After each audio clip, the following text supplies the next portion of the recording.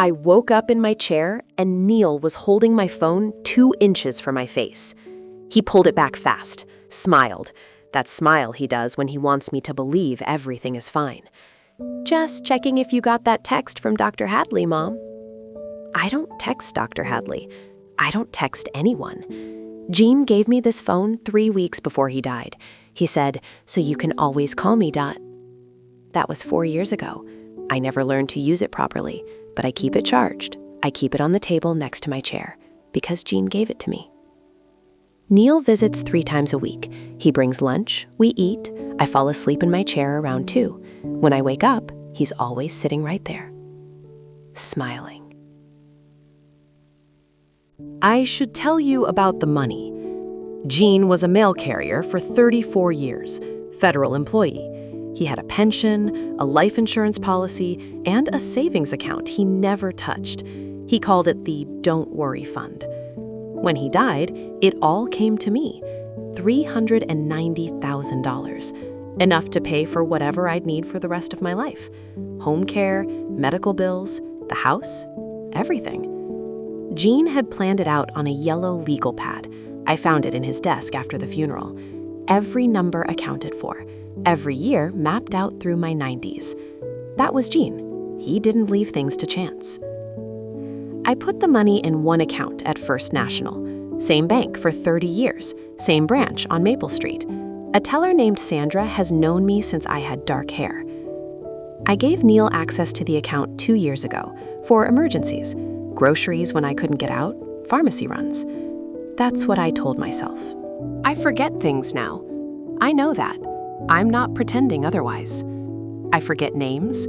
I repeat questions. I left the stove on twice last month.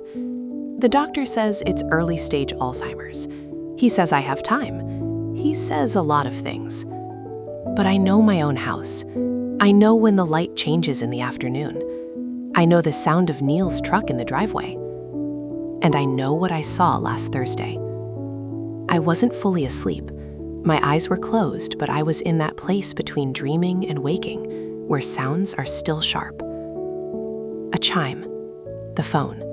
That little sound it makes when it unlocks. My eyes opened just enough to see through my lashes. Neil was holding my phone in front of my face. The screen was bright. He was looking at something, tapping. His face lit blue by the glow. Then he set it back on the table, gently, like nothing happened. I closed my eyes before he noticed. Sandra called the house on a Monday. She said, "Dorothy, I wanted to check in. Your account balance has changed quite a bit since the last time you came in." Changed how? Sandra paused. She was choosing her words. I've known Sandra for 20 years. She doesn't pause unless something is wrong. "Mrs. Calloway, your balance this morning is $41,200. I held the phone. The kitchen faucet was dripping. I could hear it. "That can't be right, Sandra." She read me the number again, $41,200, down from $390,000 in 14 months. I said, "I'll come in tomorrow." She said, "I think that's a good idea." I sat at the kitchen table for a long time after that. The light moved across the floor. Gene's clock ticked on the wall. I counted the drips from the faucet, because counting was something I could still do. Sandra had the printouts ready when I came in. 14 months of transactions, page after page, transfers from my account to a second account I'd never seen. $4,800 on March 3rd, $3,600 on March 11th, $4,400 on March 22nd. Always under $5,000, always between 2 and 3 in the afternoon. My nap time. Sandra turned to pages slowly. She knew I needed time. She pointed at something in the corner of each transaction record. "Every mobile transfer has a verification log, Mrs. Calloway. Your phone uses Face ID. When a transaction is authorized, the app logs which method was used." She looked at me. "Every one of these was authorized with your face." I stared at the pages. 127 transactions. Every single one between 2 p.m. and 3 p.m. Every single one while I was in my chair. My son had been holding my phone to my sleeping face and watching it unlock, then moving my money, then setting the phone back on the table.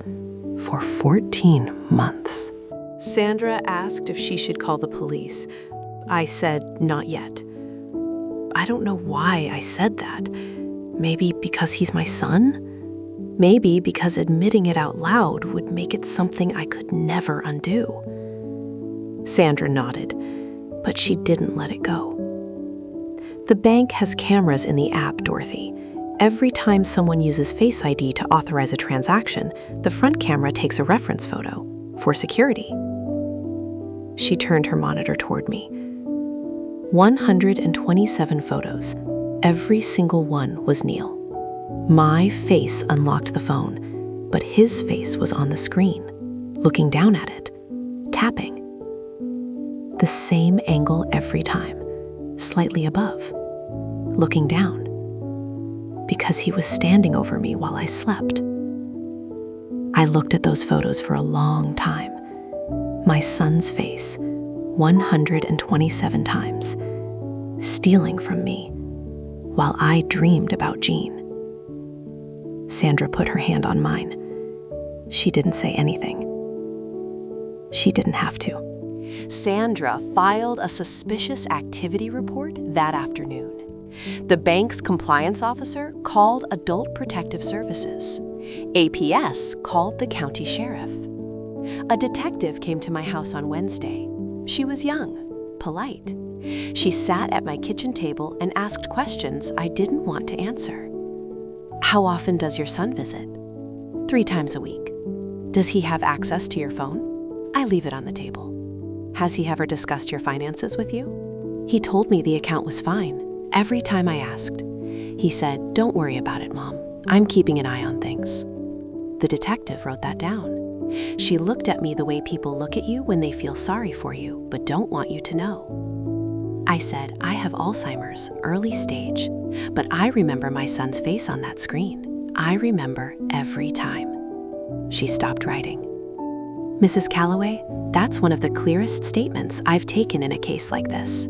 They arrested Neil at my house, a Thursday, 2 in the afternoon.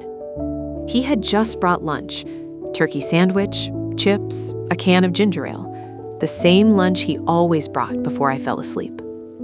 He was sitting in the chair next to mine when the deputies knocked, 2 of them. He opened the door and I watched his face change. "Neil Calloway, you are under arrest for elder financial exploitation and identity theft." He looked at me, not with anger, not with shame, with something worse. Confusion, like he didn't understand why this was wrong. "Mom, I was managing your money. I was helping you." The deputy put handcuffs on him in my living room, in front of the chair where I sleep every afternoon, in front of the table where my phone sits. Neil said one more thing as they walked him out. "I would have paid it back, Mom." The screen door closed behind him. The turkey sandwich sat on the counter, still in its wrapper. The charges were felony elder financial exploitation and identity theft, $349,000 over 14 months. Neil's lawyer tried to argue diminished understanding. Mine, not his. He said I couldn't reliably testify because of my diagnosis. The detective submitted the bank's photos. 127 images of Neil holding my phone over my sleeping face. The judge looked at those photos for a very long time. Neil took a plea, 3 years, restitution ordered, though Sandra told me quietly that I may never see most of it. He'd already spent it. Rent, a truck, online poker, things that disappear. My niece Claire, Jean's sister's daughter, took over as my legal guardian. She moved into the spare room. She doesn't bring lunch, she makes it. There's a difference. The bank froze what was left, $41,200. Jean's plan was meant to last me through my 90s. Now it might last 2 years. But it's mine. Claire changed the settings on my phone. No more Face ID, just a code. 4 numbers. She wrote them on a card and taped it inside the kitchen cabinet where I keep the coffee. I don't use the phone much. I never did, but I pick it up sometimes and hold it. Not to call anyone. Jean's voice is still on the voicemail greeting. I found that out by accident one morning when I called my own number from the landline. You've reached Dot and Jean. Leave us a message and we'll get back to you. He recorded that in 2019, 5 years ago. His voice sounds the way I remember, steady, warm, like a man who planned everything on a yellow legal pad and never left anything to chance. I sit in my chair by the window most afternoons. I don't fall asleep as much anymore. Maybe that's the medication. Maybe. Or maybe I just don't close my eyes as easily now. The phone sits on the table next to me, screen dark, code locked, still charged. Jean gave it to me, and it's mine.